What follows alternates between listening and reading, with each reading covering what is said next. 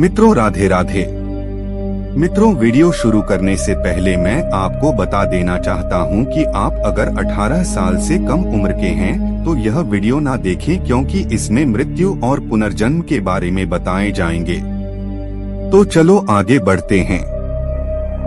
मित्रों, आत्मा का रहस्य धर्मशास्त्रों में वर्णित है। जो लोग धर्मशास्त्रों की बातों को पूर्ण रूप से सत्य मानकर अनुसरण करते हैं, उन्हें आत्मा पुनर्जन्म के विधान पर कोई संशय नहीं होता।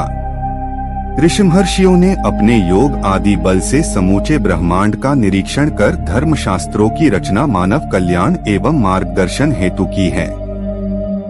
मृत्यु के बाद आत्मा के साथ क्या क्या होता है, आत्मा कहाँ जाती है, आगे की दुनिया कैसी है, विज्ञान की नजर में यह अभी तक एक रहस्य ही बना हुआ है, क्योंकि एक बार शरीर को त्यागने के बाद वापस उस शरीर में प्रदार्पित होना असंभव है। इसलिए आत्मा के संबंध में एकमात्र प्रमाण धर्मशास्त्र है।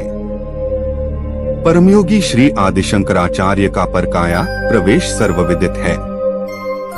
मनुष्य संसार में आता है तो शरीर साथ होता है, लेकिन जाते समय वह भी साथ छोड़ देता है। मानव शरीर नश्वर है। जिसने जन्म लिया है उसे एक न एक दिन अपने प्राण त्यागने ही पड़ते हैं। भले ही मनुष्य या कोई अन्य प्राणी 100 वर्ष या उससे भी अधिक क्यों न जी ले, लेकिन अंत में उसे अपना शरीर छोड़कर वापस परमात्मा की शरण में जाना ही होता है। अक्सर लोग सोचते हैं, मृत्यु के बाद आत्मा क्या करेगी, कहाँ जाएगी। जन्म मरण के चक्र में मनुष्य अनेक बार जन्म लेता है, लेकिन हम में से किसी को उस बारे में कुछ याद नहीं। जन्म मृत्यु तो एक दूसरे के पूरक हैं, साथी हैं। संसार के सब ऐश्वर्य क्षणभंगुर है, विनाशशील हैं, शाश्वत नहीं। जैसे मनुष्य पुराने वस्त्रों को त्याग कर दूसरे नए वस्त्रों को ग्रहण करता है, वैसे ही जीवात्मा पुराने शरीर को त्याग कर दूसरे नए शरीर को प्राप्त होता है।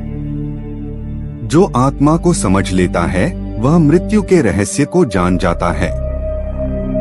जन्म मृत्यु और पुनर्जन्म पुराने हो चुके कपड़े को उतारकर नए पहनने जैसा है। वर्तमान मानव अपने को कई तरह के भय से जकड़ा हुआ पाता है, जैसे असफलता का भय, असुरक्षा का भय इत्यादि। परंतु इन सभी से बढ़कर एक भय है जो मनुष्य को जीवन पर्यंत सताता रहता है, वह है मृत्यु का भय। हर व्यक्ति जानता है कि जिसने भी जन्म लिया है उसकी मृत्यु सुनिश्चित है, परंतु अपने अंतिम क्षणों तक वह इस अथक सत्य को झुठलाता रहता है और उसे स्वीकार नहीं कर पाता। जीवन मृत्यु की एक धीमी, लंबित एवं सतत प्रक्रिया है। मृत्यु में वही क्रिया तो पूर्ण होती है जिसका आरंभ जन्म से हुआ है, और सही भी यही है कि मृत्यु का आरंभ जन्म से ही तो होता है। इसलिए अक्सर कहा जाता है कि अंत ही प्रारंभ है। गरुड़ पुराण एवं गीता आदि धार्मिक ग्रंथों के अध्ययन से जन्म, मृत्यु एवं आत्मा से संबंधित तत्वों का बोध होता है। गीता के उपदेशों में भगवान श्री कृष्ण कहते हैं कि आत्मा अमर है, उसका अंत नहीं होता, वह सिर्फ शरीर रूपी वस्त्र बदलती है। गरुड़ पुराण जो मरने के पश्चात आत्मा के साथ होने वाले व्यवहार की व्याख्या करता है, उसके अनुसार जब आत्मा शरीर छोड़ती है तो उसे यमदूत लेने आते हैं। मानव अपने जीवन में जो कर्म करता है, यमदूत उसे उसके अनुसार अपने साथ ले जाते हैं। शास्त्रों में वर्णित तथ्यों के कथन अनुसार अगर मरने वाला सज्जन है, पुण्यात्मा है, तो उसके प्राण निकलने में कोई पीड़ा नहीं होती है, लेकिन अगर वो दुराचारी या पापी हो तो उसे पीड़ा सहनी पड़ती है।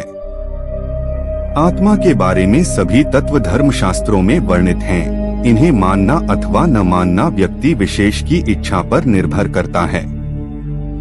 अगर आपको यह वीडियो अच्छा लगा तो हमारे चैनल सनातन संस्कृति को सब्सक्राइब जरूर करें।